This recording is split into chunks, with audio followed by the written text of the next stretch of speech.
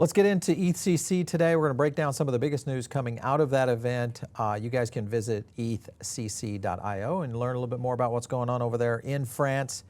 A lot of news coming out, but the key thing has really been centered around yields and also borrowing within the DeFi architecture. And if you look at some of the things that are happening right now, this is interesting to me. Only 12% of US crypto holders currently use a cold wallet. First of all, how are you guys not getting into self-custody? That's what I want to know. One of the ways you can do that is jump over to Tangem.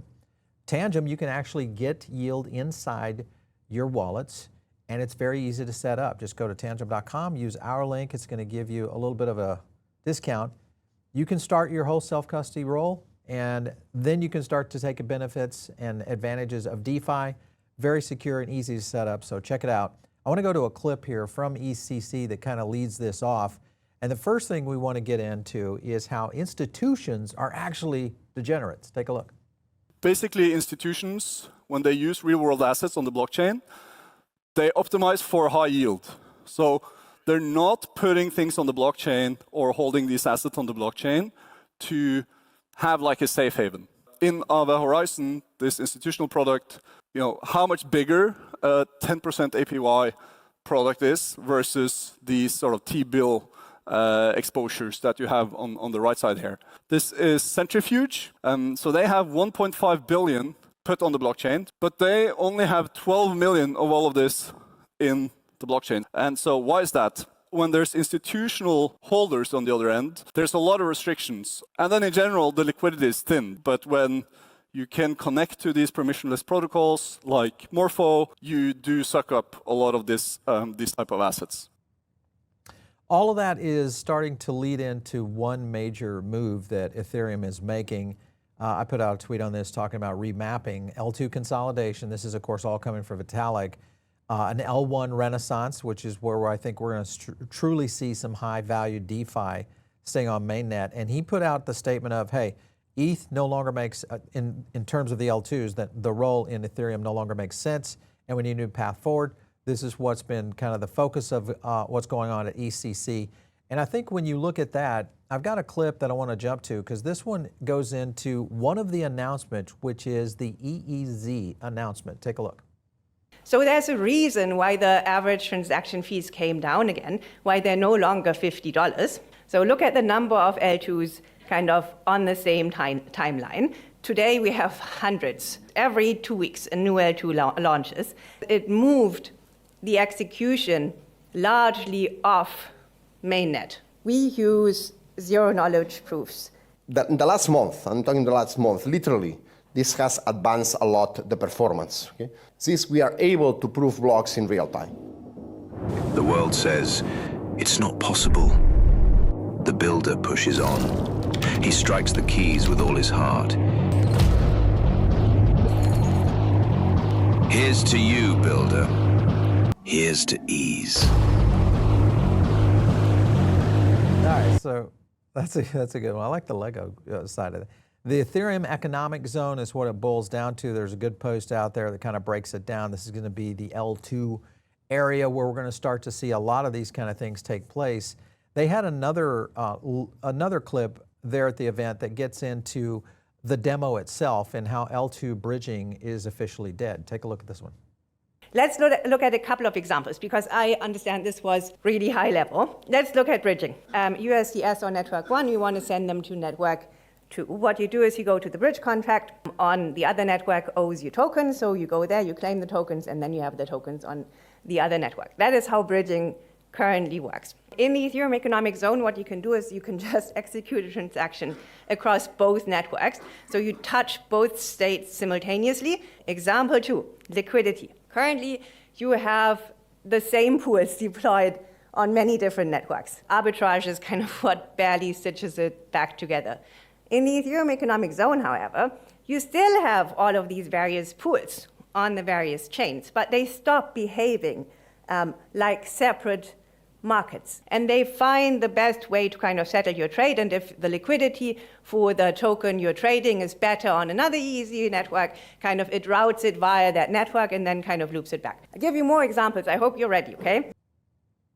All right, so you can kind of see they're dropping quite a few things that are changing some of the infrastructure around Ethereum. Aave also announced their V4 now alive, and you look at that in comparison to where Aave's insights right now. Look how fast this is starting to grow, just launching. The key here, I think, will be how does this look in 30 days? What do we start to see as some of the things roll out within Aave V4? I think this is going to be one of the bigger revelations that come out of EthCC, and also why it might affect some of what we're going to see around the EEZ. All right, another clip here. This is where Aave is about to be fully composable through the EEZ. Take a look. Next example is composable finance. Say I have ETH on chain A. I want to stake it on another chain. Then I want to borrow against it on another chain, and I want to use that liquidity I just got. Today, this is a bunch of steps with bridging in between, a delay and a failure risk at every step. It'll take you a long time. In the Ethereum Economic Zone, you can touch upon all of these states in a single transaction. So all of this can happen in a single block. It also allows completely new mechanisms. Say you have a protocol like Aave, okay? Today, Aave is deployed on many different networks, and the Aave deployment always sees the tokens that you have on that network, and you can borrow against them. It's capital inefficient because Aave doesn't see your entire balance, it just sees what's on that network. In principle, kind of as soon as Aave understands what the state of the other EEZ networks is, you can now borrow against your one collateral base. It's all possible because it's synchronously composable. So that will be a pretty big deal for Aave, and I think in general, I think for lending on crypto. The real question though is when does all this take place? They actually reveal some of that. Take a look. This isn't just theoretical, okay? You just saw Edu give the demo from a contract on L1. He called a contract on L2, reverted back to L1 and kind of completed the loop. You have seen that it works. All the major block builders are on board, Titan, Beaver, and Flashbots. All the dApps, Cow, Save, Aave, Spark, Monerium, xStocks, and so on, they are all founding members of this. This will be available from day one, and mainnet will be pretty soon, sometime this summer. All right, there you have it, pretty soon, sometime this summer. Now, one other thing that got revealed here, I think, is around xStocks. This was a statement around whether ETH was going to Nasdaq or Nasdaq is coming to Ethereum. Well, this is what they had to say. Take a look. Nasdaq is coming on chain. They saw what we were doing and they said, we want to be a part of this.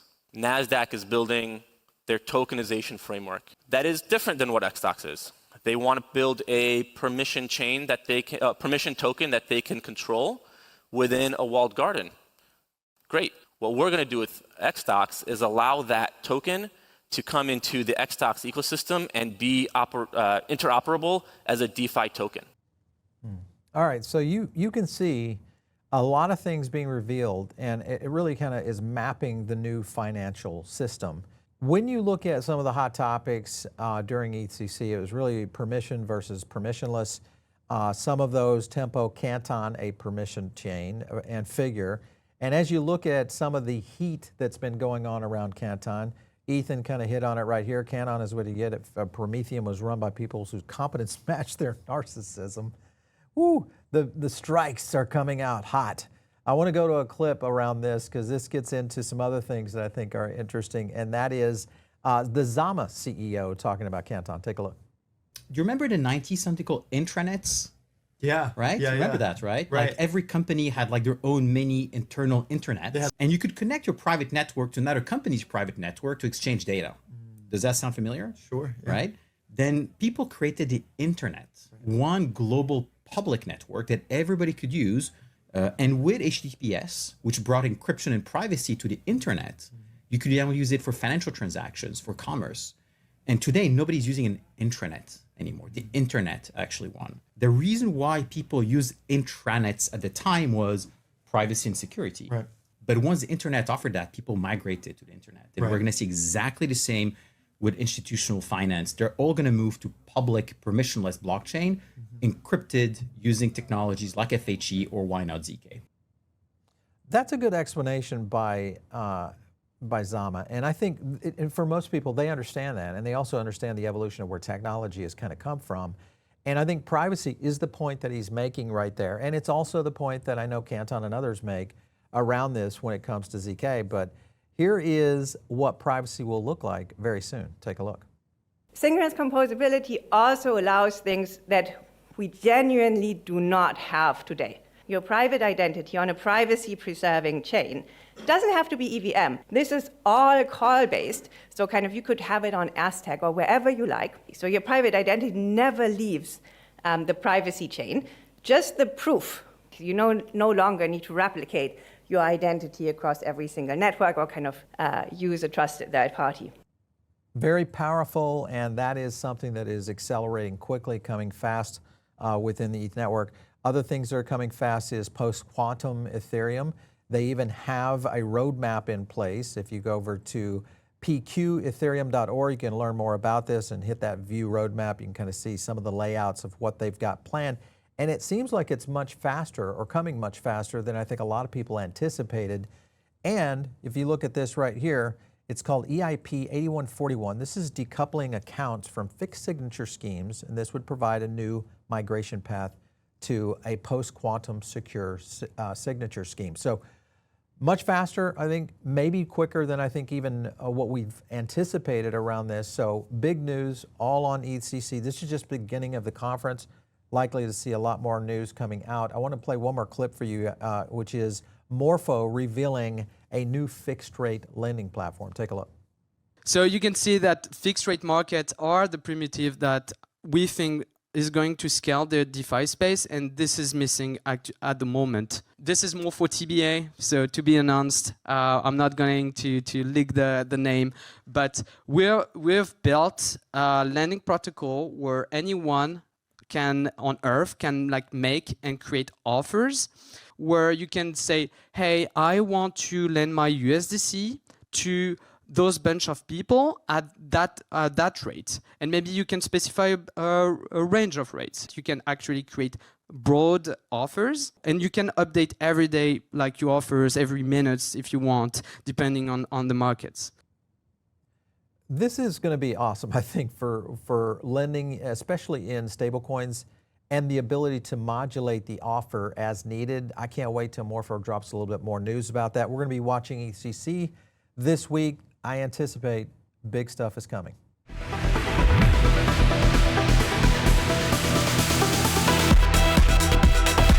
If you like this video, hit like and subscribe, drop a comment down below, and also join our free private member group. The link is in the description.